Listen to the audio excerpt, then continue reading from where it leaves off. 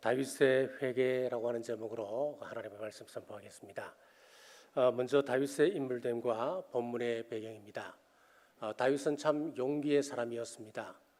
이스라엘 모든 군인들이 침묵하고 있을 때에 물맷돌을 가지고 거인 골리앗을 무너뜨렸습니다. 그는 시편의 절반을 쓸 만큼 영감적인 사람이었습니다. 그리고 누구보다도 하나님을 사랑했던 사람이었습니다. 그는 이스라엘 민족을 가장 번영케 했던 왕이기도 했습니다. 이런 다윗은 이스라엘 역사에서 가장 자랑스러운 성군으로 존경과 사랑을 받고 있습니다. 이 모든 것보다 다윗 생애의 최고의 절정은 회개의 순간이었습니다. 다윗이 한 여인과 불륜의 관계를 맺었습니다. 후에 들으니 임신을 했다고 하는 것입니다. 자신의 죄를 숨기려 그 여인의 남편을 최전방에 보내어 죽게 했습니다. 이 일이 있은 지 얼마 후에 하나님은 나단 선지자를 다윗에게 보내 이 이야기를 전하게 합니다. 어느 동네에 큰 부자가 살고 있었습니다. 그 동네에는 가난한 사람도 있었습니다. 이 부잣집에는 소와 양이 가득했습니다마는 가난한 집에서는 전 재산이라고 하는 한 가지뿐, 어린 암양 한 마리뿐이었습니다. 그래서 이 어린 암양을 너무나 사랑했기 때문에 한 상에서 먹고 같이 자고 딸처럼 생각을 하고 키웠습니다. 그러던 어느 날 부잣집에 손님이 찾아왔습니다. 이 부자는 자기 집의 소와 양이 아까워서 가난한 집의 어린 암양을 뺏어다가 그곳으로 손님을 접대했습니다. 이 이야기를 듣고 있던 다윗이 분노하여 말합니다. 내가 다스리는 나라에 이런 사람이 있다니 당장 사형을 시켜야지. 그리고 모세의 율법에 따라서 양은 4배를 갚게 해야지 라고 했습니다. 그때 나단 선지자가 다윗을 가리키며 당신이 바로 그 사람이요, 하나님이 당신을 베들레헴에서 들어세워서 온 이스라엘 백성을 다스리는 높은 지위에 앉혀주셨습니다. 하나님께서 당신에게 부귀를 주셨습니다. 그리고 많은 처첩을 주셨고 영화도 주셨습니다. 그런데 무엇이 부족하여서 충신 우리아를 죽이고 그 아내를 뺏어옵니까? 우리는 다윗이 이런 죄를 지었다고 하는 사실만 해도 큰 충격을 받습니다만은 더 큰 충격은 그 엄청난 죄를 짓고도 어떻게 다윗 자신이 모를 수 있었나, 여기에 있습니다. 이것이 죄의 실상입니다. 우리도 죄를 지었습니다만은 자신은 전혀 모를 수 있다고 하는 사실입니다. 성령님께서 죄를 깨닫게 하실 때 다윗은 어떻게 했습니까? 첫째, 자신의 죄를 고백했습니다. 3절 말씀입니다. 물론 나는 내 죄가를 아우니 내 죄가 항상 내 앞에 있나이다. 내가 주께만 범죄하여 주의 목전에 악을 행하여 사오니. 보통 사람들이 죄를 지으면 나는 의로운데 상황이 그래서, 나는 의로운데 저 사람이 자꾸 꼬드겼어. 그렇게 변명을 합니다. 그런데 다윗은 5절에서 어떻게 말씀하느냐니까 내가 죄악 중에서 출생하였으며 어머니가 죄 중에서 나를 잉태하였나이다. 그는 본질적인 죄인이요 본래 의를 행할 수 없는 사람이라고 하는 것을 이야기합니다. 지은 죄가 우연이 아니라는 것입니다. 이런 죄를 짓고 살 수밖에 없는 구제불능의 인간이 바로 나입니다. 고백하고 있습니다. 그렇습니다. 우리가 예수님을 만나게 되면 누구나 자신이 어떤 죄인인지 정확히 깨닫게 됩니다. 누가복음 5장에 보면은 베드로가 예수님을 만나서 빈배 가득히 물고기를 잡습니다. 그리고 예수님 발 앞에 무릎을 꿇고 나는 죄인으로소이다, 나를 떠나소서 고백했습니다. 그런데 4절에 독특한 표현이 나옵니다. 내가 주께만 범죄하여 주의 목전에 악을 행하여 사오니. 다윗이 밧세바에게 범죄했습니다. 우리아에게 범죄했습니다. 이스라엘 백성들에게 범죄했습니다. 그런데 하나님께만 범죄하였다라고 이야기하고 있습니다. 무슨 이야기겠습니까? 자신이 지은 죄를 부인하는 것입니까? 그것이 아닙니다. 이 죄가 본질적으로 하나님 앞에 지은 죄라고 하는 것을 이야기합니다. 우리가 알아야 할 사실이 있습니다. 죄를 짓고도 하나님 마음에 합한 사람이 있고 의롭게 행하고도 하나님 마음에 맞지 않는 사람이 있을 수 있다고 하는 것입니다. 11조 기도를 철저히 하는 의로워 보이는 바리새인들, 예수님께서는 그들을 책망하셨습니다. 세리는 죄인이지만 회개할 때 예수님이 칭찬하셨습니다. 마찬가지로 다윗이 범죄한 이후에 그의 행보를 보면은 다윗이 하나님의 사랑을 받게 된 이유가 충분히 보입니다. 다윗은 죄가 탄로 남으로 보좌에서 쫓겨날까 봐, 왕관을 벗김받을까 봐 그것 걱정하지 않았습니다. 두려웠던 것이 아니었습니다. 11절입니다. 나를 주 앞에서 쫓아내지 마시며 주의 성령을 내게서 거두지 마소서라고 했습니다. 다윗은 왕관보다도 더 큰 축복이 하나님 앞에 살아가는 것이라고 분명히 고백하고 있습니다. 사랑하는 여러분, 우리에게 최고의 능력은 회개의 능력입니다. 그러므로 성령께서 우리의 죄를 지적하실 때 합리화시키지 말고 자백하십시오. 예수님을 믿음으로 입술로 고백함으로 우리가 구원은 받습니다만은 회개는 날마다 시시때때로 하는 것입니다. 죄는 하나님과 우리의 관계 성장을 가로막는 것입니다. 그러므로 우리는 매일매일 호흡하듯이 내게 발견된 죄를 고백하고 회개해야 됩니다. 그렇기 때문에 우리는 기도를 영혼의 호흡이다라고 말하는 것입니다. 자, 죄를 너무 말하는 것에 대해서 심리학자들은 비판을 하고 있습니다. 이 종교가 죄라고 하는 무기를 가지고 너무 사람들을 옥죄는다라고 이야기를 합니다. 그러면서 다른 이름으로 미화하려고 합니다. 자, 그리고 내 죄를 다른 사람에게 전가시키려 해서도 안 됩니다. 에덴 동산에서 아담이 죄를 범하고 난 이후에 하나님 앞에 어떻게 이야기합니까? 자신의 죄를 하와에게 전가시키지 않습니까? 하와는 뱀에게 전가시켰습니다. 결국 전가하다 보니까 에덴 동산에서 두 사람은 쫓겨나고 말았습니다. 죄에 대해서 너무 자학도 하지 마십시오. 예수님을 팔아버렸던 가룟 유다, 자신을 자학하며 미워하다가 스스로 목숨을 끊었습니다. 이런 태도는 결코 죄를 없애지 못합니다. 죄와 죄책감에 대한 성경적인 바른 처지는 단 한 가지뿐입니다. 그것은 죄에 대한 자백이며 하나님 앞에 용서를 회복하는 것입니다. 사랑하는 여러분, 자신의 죄를 인정하고 자백하는 우리 모두 되시길 주님의 이름으로 축복합니다. 둘째, 죄 용서 받기를 기도했습니다. 1절입니다. 하나님이여 주의 인자를 따라 내게 은혜를 베푸시며 주의 많은 긍휼을 따라 내 죄악을 지워주소서. 자, 성경은 죄 문제를 중하게 다루고 있습니다. 매우 심각하게 진지하게 다루고 있습니다. 죄로 인하여 모든 저주가 들어왔습니다. 죄는 우리 인생의 조종관을 사탄에게 맡겨드리는 겁니다. 맡겨주는 겁니다. 죄는 인간을 에덴 동산에서 쫓겨나게 만들었습니다. 죄는 하나님과의 관계를 파괴시켜버렸습니다. 그러므로 죄를 멀리하는 우리 모두 되시길 주님의 이름으로 축복합니다. 다윗이 강구한 죄 용서의 비밀을 살펴보면 7절 말씀입니다. 우슬초로 나를 정결하게 하소서. 우슬초라고 하는 것은 성전 의식에서 피 뿌릴 때 사용하는 것입니다. 성전 의식이라고 하는 것은 죄사함의 의식을 말합니다. 출애굽기 12장 22절에 보면은 우슬초에 양과 소의 피를 발라서 그것을 백성들에게 뿌리면 백성들의 죄가 사함받는 속죄의 신비가 나옵니다. 그래서 우슬초는 우리 예수 그리스도를 상징합니다. 예수님의 십자가를 상징합니다.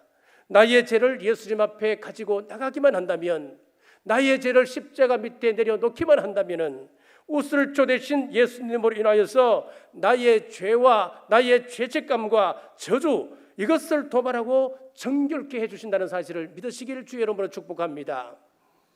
자, 어떤 목사님의 페이스북에 실린 글을 소개하겠습니다. 제라더 윌슨 목사님의 복음의 눈떠라고 하는 책에 주일학교 교회학교 교사인 에릭이라고 하는 사람을 소개하고 있습니다. 내용이 조금 깁니다만은 제가 읽어드리겠습니다. 나의 어린 시절은 화목한 가정, 즐거운 교회 생활, 그리스도인 친구들과의 추억으로 요약된다. 비교적 순탄한 삶이었음에도 내게는 아주 어릴 적부터 양심을 마비시켰던 고질적인 습관이 하나 있었다. 바로 거짓말이었다. 들키지만 않는다면 거짓말은 나쁜 게 아니라 오히려 해볼 만한 일이라고 하는 주관이 일찍부터 자리 잡고 있었다. 거짓말은 벌을 모면하고 내가 원하는 것을 손쉽게 얻을 수 있는 아주 유용한 수단이었다. 또한 어릴 나이부터 음란물을 접했던 탓에 어느새 내가 가장 원하는 것은 음란물이 되고 말았다. 이렇게 청소년기를 지나서 대학생이 되었다. 나는 대학에 가서도 여전히 그곳에서 떠나지 못했다. 나는 십자가 복음을 들었고 주님이 나를 용서해 주심도 알았고 죄에서 벗어나 자유로워질 수 있다고 하는 사실도 알았다. 그런데도 어떤 면에서 나는 그런 자유를 원하지 않았다. 여전히 그들을 좋아했기 때문이다. 1997년 12월에 브랜디와 결혼한 나는 새 삶을 꾸려가게 되었다. 그러나 결혼식을 올린 지 몇 개월이 지나기도 전에 인터넷에서 만난 사람과 1대1로 비밀리에 연락을 주고받았다. 수십 년 동안 연마해온 속임수 덕분에 아내는 내가 정말로 자상하고 훌륭한 그리스도인 남편이라고 믿고 있었다. 급기야 인터넷을 통해 알게 된 어떤 여자와 육체적인 관계를 맺고 말았다. 그때부터 본격적인 악순환이 되풀이되었다. 또 다른 여자와 불륜을 저지르고 안 그러겠다고 다짐하고 다시 같은 과정을 반복하는 일이 7년이나 계속되었다. 그러던 어느 날 2001년 6월 나는 우리 반 여학생 한 명과 인터넷 채팅으로 부적절한 성적 대화를 주고받다가 성관계를 제안했다. 그 일로 나는 미성년자 성범죄범으로 경찰에 체포되었다. 그 와중에도 내 거짓말은 멈추지 않았다. 방광하는 여학생을 선도하려 했는데 오히려 나를 유혹했으니 도리어 피해자는 나라고 억지를 부렸다. 결국 나는 청소년 성범죄 처벌법에 따라 10년 동안의 집행유예와 보호관찰 선고를 받았다. 나는 아내에게 이 사실을 거짓말로 무마해 버릴 생각을 했다. 그런데 성령님이 부드럽게 나를 다그치셨다. 그동안 저지른 잘못을 모두 고백하라는 것이었다. 나의 고백을 들은 아내는 망연자실했다.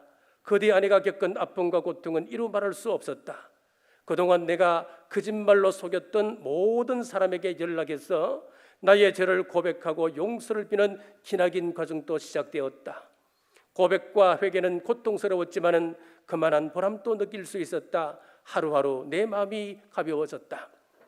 아내에게 이중 생활을 털어놓은 뒤 이틀이 지난 2010년 1월 18일에 학교로 출근하던 나의 마음속에서 새로운 생명력이 샘솟는 것을 느꼈다. 그제야 용서와 회개의 의미가 마음 깊이 와닿았다. 마가복음 1장 15절에 회개하고 복음을 믿으라는 예수님의 말씀에 순종하자 내 죄에 대한 통회와 새 생명에 대한 기쁨이 가슴 가득 물밀듯이 밀려들었다. 하지만 죄악이 남긴 결과를 피해갈 수는 없었다. 집행유예 선고의 효력이 상실되자 그들은 곧바로 나를 교도소에 집어넣었다. 나는 2008년 1월 이후에 이 문제에서 완전히 벗어났고 지금까지 단 한 번도 중독 증세가 재발하지 않았다. 이제는 그런 생각만 해도 몸서리가 쳐진다. 하나님은 나를 새롭게 하셨고 더 나은 삶을 주신 정도가 아니라 내 인생 자체를 돌려주셨다. 내용이 좀 더 있습니다만은 요약하면 이렇습니다. 사랑하는 여러분, 성령님은 우리 죄를 깨닫게 하십니다. 그러나 우리는 성령님께서 죄를 깨닫게 하실 때에 외면하고 합리화하고 짓밟기 일쑤입니다. 왜 그렇습니까? 죄를 고백하는 것은 자아에게 가장 두려운 일이고 싫은 일이기 때문에 그렇습니다. 사랑하는 여러분, 성령님께서 깨닫게 하실 때 순종함으로 회개하여 죄 용서받는 은혜가 있으시길 주님의 이름으로 축복합니다. 셋째, 정직하기를 기도했습니다. 10절 말씀입니다. 하나님이여 내 속에 정한 마음을 창조하시고 내 안에 정직한 영을 새롭게 하소서. 지금 이 세상은 우리가 원하는 방향으로 나가지 않습니다. 이상한 방향으로 흐릅니다. 포괄적 차별금지법을 위해서 우리가 얼마나 많이 기도를 했습니까? 우리 교단도 공식적으로 반대 성명서를 냈습니다. 우리 교단 산하 86개 노회장들이 공동 성명서를 내었습니다. 이 문제에 대해서 우리 교단은 단호합니다. 확고합니다. 저는 이번에 일어난 일들을 보면서 하나님께서 우리 한국교회의 경종을 울리고 계신다라는 것을 깨닫습니다. 세상이 우리 성도들을 향하여 원하는 것이 무엇일까요? 기독교 교리를 원할까요? 아니면 복음의 말씀을 원할까요? 그것은 우리 생각입니다.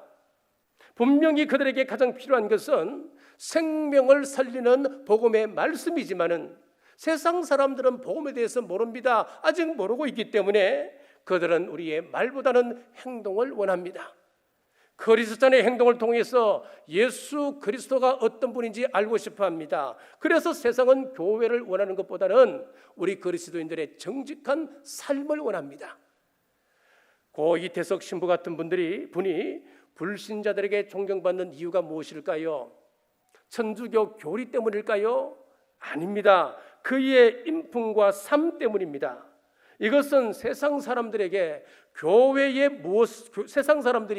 교회에 대해서 무엇을 원하는지 단적으로 보여주는 말이기도 한 겁니다. 17세기 신앙의 자유를 찾아서 신대륙을 향하여 떠났던 청교도들, 그들의 생활 신조가 무엇이었습니까? 코람데오였습니다. 하나님 앞에서였습니다. 그들은 말씀 앞에 정직했습니다. 말씀 앞에 신실했습니다. 깨끗했습니다. 그로 그들은 미국이라고 하는 나라를 세울 수 있었습니다. 18세기 영국에서 요한 웨슬레가 부흥운동을 일으켰을 때에 교회가 들어가는 마을들마다 변화가 일어났는데 술집들이 문을 닫기 시작했습니다. 떠나가기 시작했습니다. 그것은 복음의 내용뿐만 아니라 성도들의 삶이 정직하고 깨끗하기 때문에 그렇습니다. 지금 우리 시대의 한국교회는 세상에서 맞설 이런 소금처럼 짓밟히고 있습니다. 왜 그럴까요?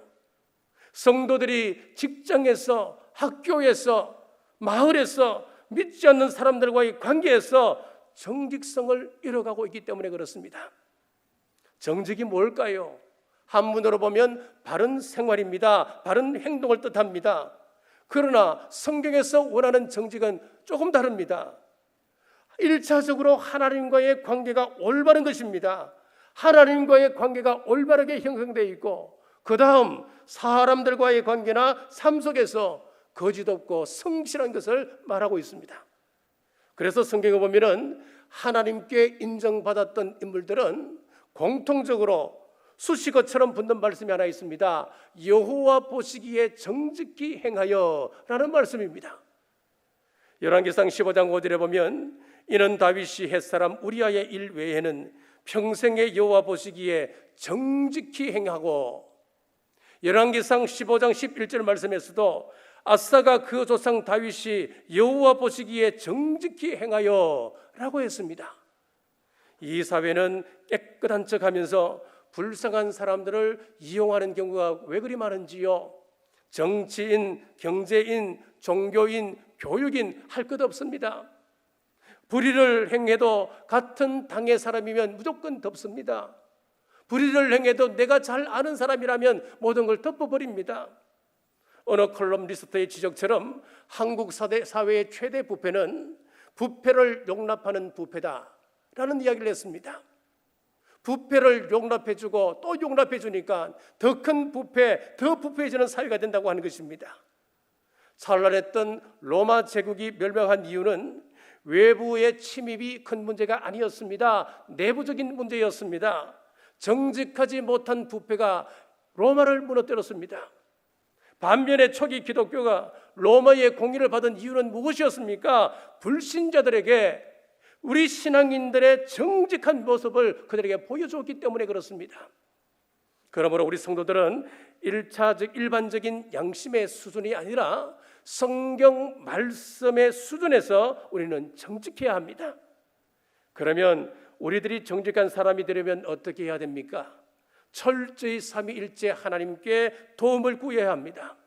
10절 말씀입니다. 하나님이여 내 속에 정한 마음을 창조하시고 내 안에 정직한 영을 새롭게 하소서. 여기서 하나님이여 이렇게 부르고 있습니다. 하나님께 지금 간구하고 있습니다. 하나님께서 내 속에 정한 마음을 창조해 주셔야 됩니다. 하나님이여 정직한 영을 주셔서 내가 정직한 삶을 살아갈 수 있도록 도와주옵소서. 하나님께 간구하고 있습니다. 그렇습니다. 정직이라고 하는 것은 내가 정직하게 살아야지, 내가 결단한다고 해서, 결심한다고 해서 되는 것이 아닙니다. 결심으로 이것이 이루어진다고 한다면 작심삼일이라고 하는 말이 나올 수도 없겠지요. 성령님의 도우심을 입어야 가능한 겁니다. 성령님이 나를 온전히 다스려서야 세상에서 성도답게 정직하게 우리는 살아갈 수가 있습니다. 말씀의 결론입니다. 12절 말씀입니다. 주의 구원의 즐거움을 내게 회복시켜 주시고 자원하는 심령을 주사 나를 붙드소서. 자, 불교는 비우는 종교라고 이야기합니다. 불교에서 흔히 하는 명상이라든지 여러 가지 의식들은 다 비우기 위한 의식들입니다. 그러나 우리 기독교는 비우는 종교일 뿐만 아니라 비움에서 끝나는 것이 아니라 비우고 난 다음에 새로운 은혜로 채우는 종교입니다. 기독교는 맡김으로 끝나는 종교가 아니라 새로운 복으로 채움받는 종교입니다. 죄악 앞에서 정직하게 자복하고 회개하고 죄 용서를 구하면 하나님께서 무엇으로 채워주십니까? 하나님께서는 이렇게 채워주신다 약속합니다. 내게 자원하는 심령을 주신다. 즉 영혼의 자유를 주신다 말씀합니다. 더 이상 넘어지지 않게 나를 붙들어 주신다 약속하고 있습니다. 우리 마음의 구원의 즐거움을 채워주신다 약속하고 있습니다. 사랑하는 남북교회 여러분, 우리가 이 말씀 앞에 순종하여서 이런 채움의 은혜, 하나님 주시는 동행의 은혜, 하나님 주시는 영혼의 자유를 마음껏 누리는 우리 경주 남북교회 모든 성도님들 되시길 주님의 이름으로 축복합니다. 기도하겠습니다. 하나님 아버지, 오늘 또 말씀하심을 감사합니다. 다윗이 죄악을 정직하게 주님 앞에 가지고 나가 시인하고 자복할 때 그 영혼의 자유를 주셨습니다. 우리는 예수 그리스도의 그 속의 복음으로 말미암아 이미 죄 용서받았습니다마는 여전히 죄책감에 사로잡혀 살아갑니다. 보혈을 의지하여 선포하며 나갈 때 영혼의 자유와 구원의 즐거움을 누리는 우리 모두 되게 하여 주옵소서. 우리 교회가 비전 2027을 선포했습니다. 우리 교회로 예수님의 뜻을 쫓길 원하는 교회 삼으셔서 감사합니다. 교회의 비전이 나의 비전 되어 기도하며 기쁨으로 동참할 때 교회를 통하여 역사하시는 하나님의 복을 다 누리게 하옵소서. 이 사역으로 하나님의 영광만이 나타나게 하옵소서. 다시 오실 예수님 이름으로 간절히 기도드리옵나이다. 아멘.